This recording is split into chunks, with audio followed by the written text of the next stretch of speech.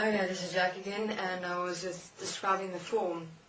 So, the physical human form, the vessel itself, was designed in the image and likeness of Earth itself. Okay, it had its core, which was the skeleton, and it had its form as that which forms it, which was of that which the Earth consisted of.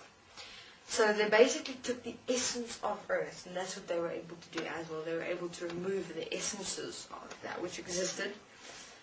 Basically, that's how the Atlanteans designed different expressions of themselves, and they didn't die. Was they removed the essence of themselves, and from there they started developing.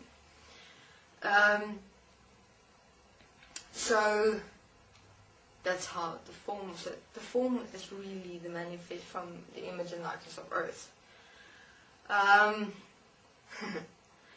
Now, the Syrians placed these systems inside the physical human form, the vessel.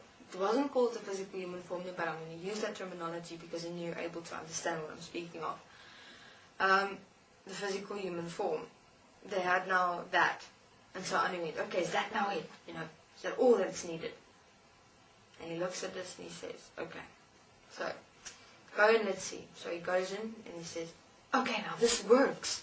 So he starts walking inside this form, and he's able to do it because of that center point, and he started moving. And then he went, okay, that's it, that's all we need, this is perfect, this is done. Syrians went, no, can't be. There's something missing. And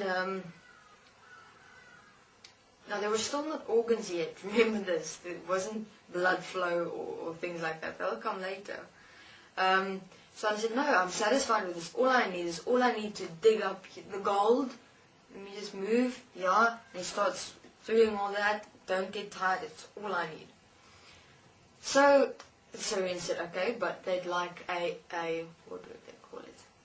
A meeting with Anu and Anunnaki race. So I said, okay, let's do that. And the serpents later on started hearing of Anu's form and how he's manifesting himself, and that was actually the desire for many beings at that time because it was fascinating. That was just cool. So the Syrians, Anu, and the serpents came together, and they had this huge get together in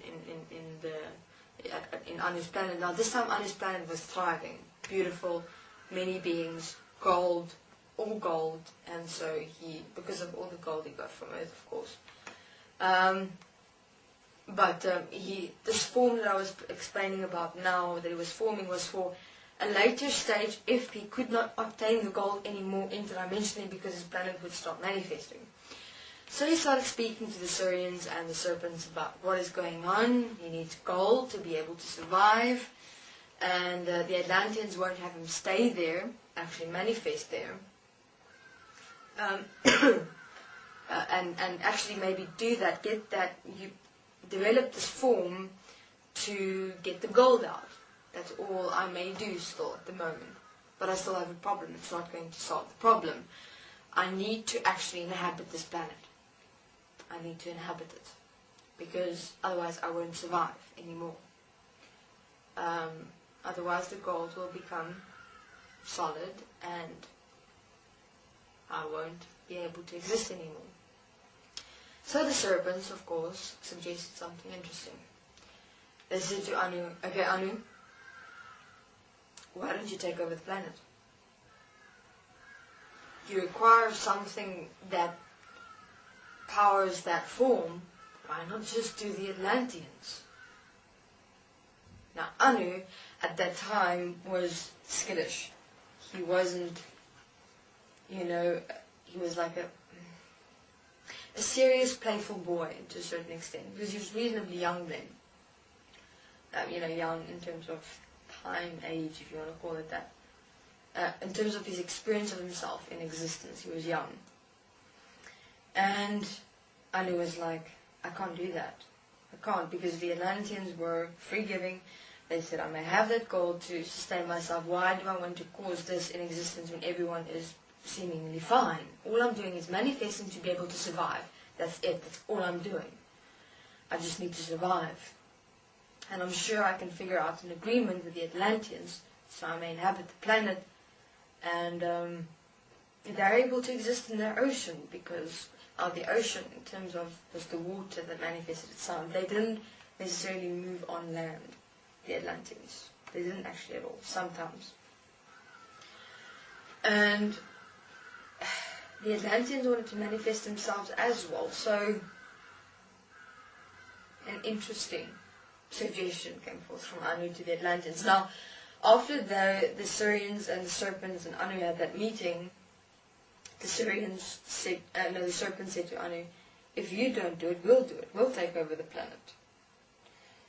And this frightened Anu. So Anu went to the Atlanteans and he said to them, listen, this is what's going on.